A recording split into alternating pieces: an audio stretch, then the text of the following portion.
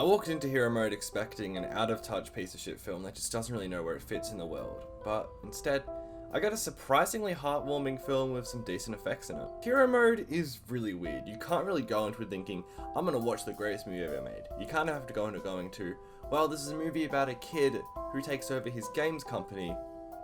It's gonna be a little cringe. And that's what it is at the end of the day. You kind of just have to ride the director's wave throughout the entire film and just kind of go, where is it gonna take me next? And I feel like that's the best way to watch this film. For every step forward it's taken in this film, such as a great moment or some good editing, you get some grade A cringe and some really strange editing, and I feel like that kind of contributes it to being this really weird but also really cool film. The story of hero mode is a complete fucking mess. There are 4 major plots from what I can tell. There's the first one, which is Troy and his programming, the second one, which is Troy and his love interest, the third one, which is Troy's mum and her medical condition, and the fourth one, which is Jimmy and his family. That's too many plots. That is way too many plots for me to get involved with. The main plot, which is Troy being able to make a game in time for PixelCon, would I call that out of touch?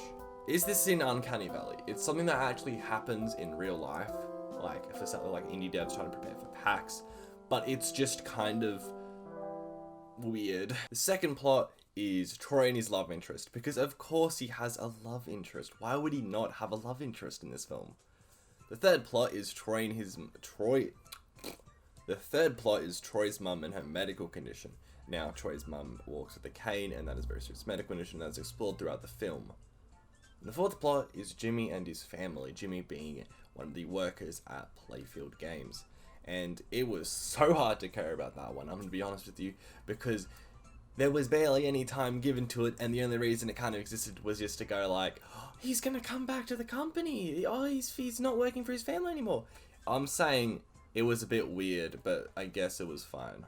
The first 2 plots, being the love interest and the programming, get the most amount of expansion. I feel like this is hero mode's problem. It just does too many things and doesn't expand on them. The movie's runtime is 1 hour and 20 minutes, 80 minutes in total, which is kind of small, and for how many plots there is, how much shit is going on, it's a bit too small.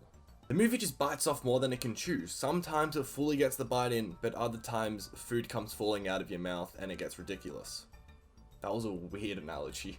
For every heartwarming moment in this film, you have an adult going, "What's up, lit fam?" to the kids. And I get it's funny because, haha, adults try to appeal to children. But I look at that and go, haha, adults are trying to be like those adults who appeal to children, and it's just fucking weird. This is kind of a weird complaint, but I think the film is way too dramatic. Like, it's a fucking film about a kid programming, and they take it like you're gonna die soon. It's honestly very serious, and I know it's a weird complaint, but like if you dropped this director, editor, actors all in a different scenario that wasn't about game programming, I think that something half decent would have turned up. Overall, the story and writing is just extremely average, so there's not much more to say about it. The film also suffers from many cliches, which I just fucking hate, honestly. Troy has a love interest.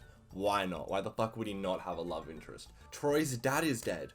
Of course he's fucking dead. Why would he not be dead? Haha, funny adults talk like they're kids from 3 years ago. It's so funny, but it's just kind of cringe in my opinion. I understand these are heavy themes that you want to write in to go like, wow, this is very cool, and I'm glad you're exploring these things. So I think at the end of the day, exploring something like this is very cool, but it also just, it doesn't fit well with the rest of the film, and it just makes the film seem more average and like any other film at the end of the day. The effects and editing are also extremely hit or miss. Sometimes you'll have a clean, cool transition, and other times it'll be this.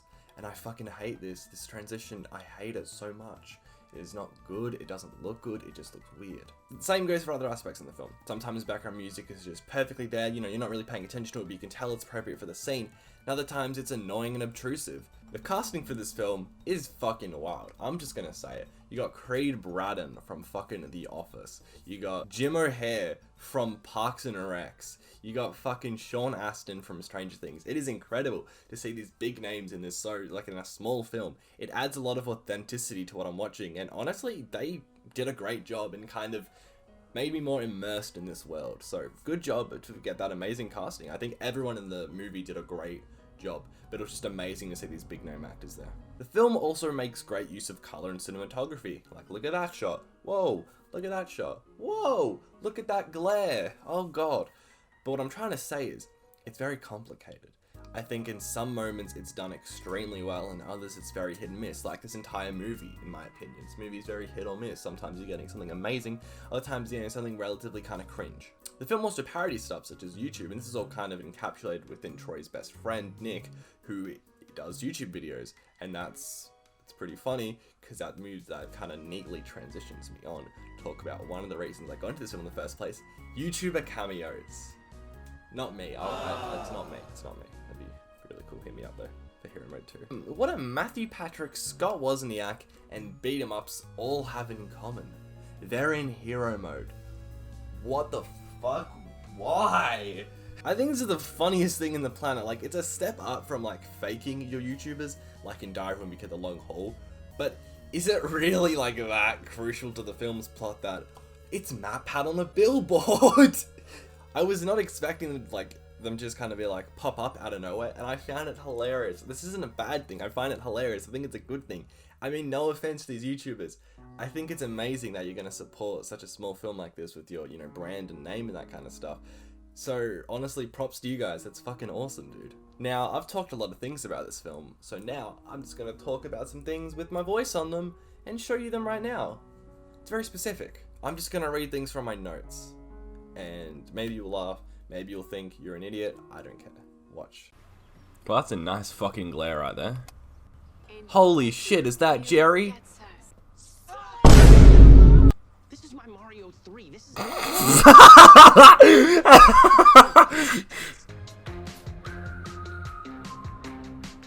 Ooh. Ooh.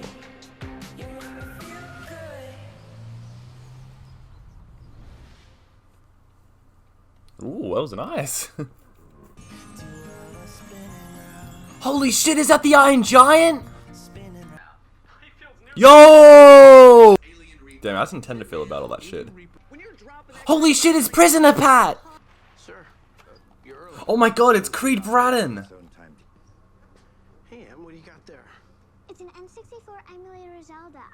Well, I didn't intend to feel about that being in the movie. You can shove your battle royale where the sun don't shine. Forget MMOs and open worlds. Here, I play field games. It's so fucking bad. From a new kind of mastermind. Oh. Field is about to change games forever. And what are the competition? Exodus sucks. Exodus sucks. Oh my god.